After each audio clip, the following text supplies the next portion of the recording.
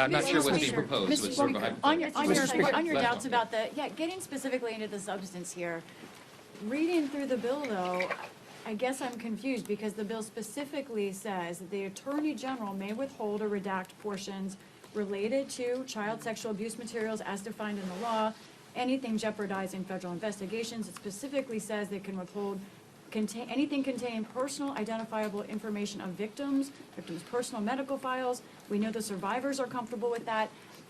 All of these things are actually in this bill. That's why I'm Let me give you an confused. example. And we could be up here for a long time. I'll litigate it with you. 'Cause Let's I've read all do the it. stuff. Like, what Right. specifically is Okay, missing? so the first one you mentioned. Yeah. Okay, so here's HRS 581. This is the discharge, okay? It says on page 5, redact anything that depicts or, quote, depicts or contains child sexual abuse material, CSAM, as defined under 18 U.S.C. 2256, okay? All right, so you go to 18 U.S.C. 2256, definitions of the chapter. Nowhere in this section, okay, go look it up, all right, does it contain the definition of child sexual abuse material. So I used to litigate federal cases, and I would challenge statutes in court, okay? The language is very important and very precise. If it's not listed here and this were to become law, child sexual abuse materials are not included. They're not included for redaction, which means the Attorney General and someone there, if they interpret the discharge in the statute that it passes directly and literally, as they're supposed to do, they're required to do under the law, then you're going to have things that would qualify under child sexual abuse materials. You have child pornography included in the distribution of this stuff. We can't go for that. But it's up to the Attorney General. No, Like, it's not what up do to the, you no, it's know? not up to the Attorney General because the way it's listed Under the in the bill. document. No, it's not.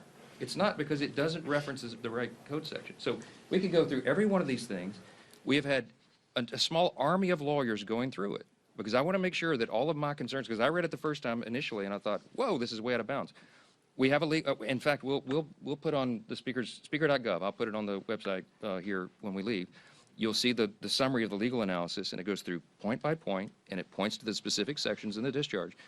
Guys, we're not making this up, and you can take it to your counsel at your outlet's offices and have them review it, and they'll tell you the same thing. This should have been done in a much more careful manner, and it was not. And I'm going to point out again, when the authors were asked to fix it, they said they weren't interested in doing that. Okay, why? Because this is a raw and obvious political exercise.